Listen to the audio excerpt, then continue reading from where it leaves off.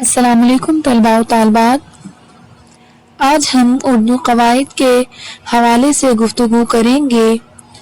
اردو قواعد میں آج ہم نے جن دو اصناف کا انتخاب کیا ہے ان میں پہلی صنف مضمون نویسی ہے اور دوسری صنف خطوط نویسی۔ مضمون نگاری کے حوالے سے گفتگو کی جائے تو مضمون کی تعریف دراصل ایسے کی جا سکتی ہے کہ مضمون کے لیے کسی بھی موضوع کی کوئی قید نہیں، اور اس میں مضمون لکھتے ہوئے اس بات کا خاص طور پر خیال رکھا جائے کہ مضمون کی تمہید ہو اور پھر نفس مضمون لکھا جائے، جس کے بعد اختتامی مراحل لکھا جائے۔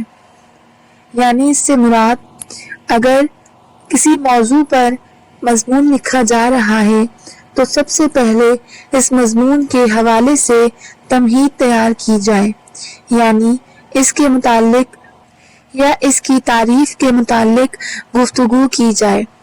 اس کے بعد اس موضوع کے حوالے سے اس کی حمایت یا مخالفت میں دلائل دیے جائیں۔ اگر کسی مسئلے کے متعلق بحث کی جا رہی ہے تو اس مسئلے کے ہر پہلو پر روشنی ڈالی جائے۔ مضمون لکھتے ہوئے اس بات کا خیال رکھا جائے کہ جملے بے ربط نہ ہوں اور الفاظ بھی صاف اور آسان استعمال کیے جائیں۔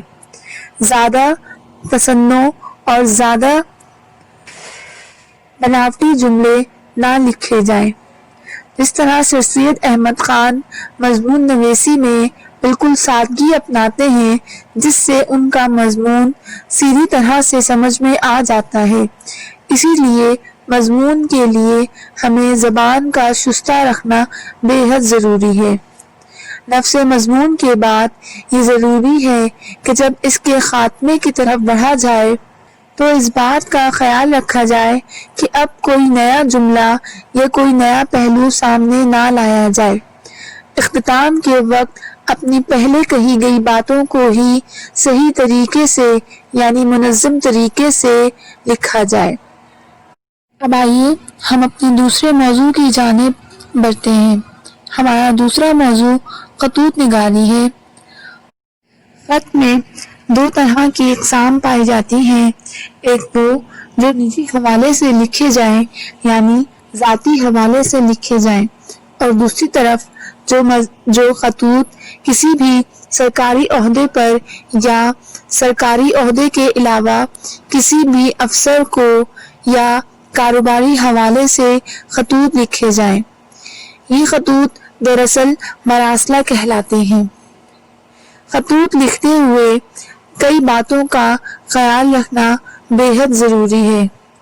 پہلے اگر ذاتی خط کے حوالے سے بات کی جائے تو اس میں القاب و آداب کا زیادہ دھیان نہیں رکھنا پڑتا، کیونکہ یہ خط نجی حوالے سے ہوتے ہیں، تو یہ خط آپ زیادہ تر اپنے گھر والوں یا دوست احباب کو لکھتے ہیں تو ان کو جس نام سے پکارا جاتا ہے وہی القاب خط میں بھی استعمال کیے جاتے ہیں، لیکن مراسلہ لکھتے ہوئے اس بات کا خاص طور پر خیال رکھا جاتا ہے کہ مکتوب الیہ کو خاص طور پر القابات سے پکارا جائے۔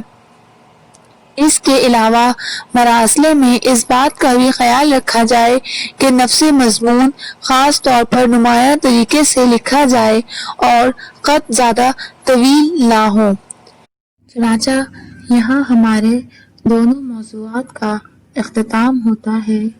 خط کے حوالے سے اور مضمون کے حوالے سے بھی طویل گفتگو انشاءاللہ ہم اپنی کلاس میں کریں گے۔ شکریہ۔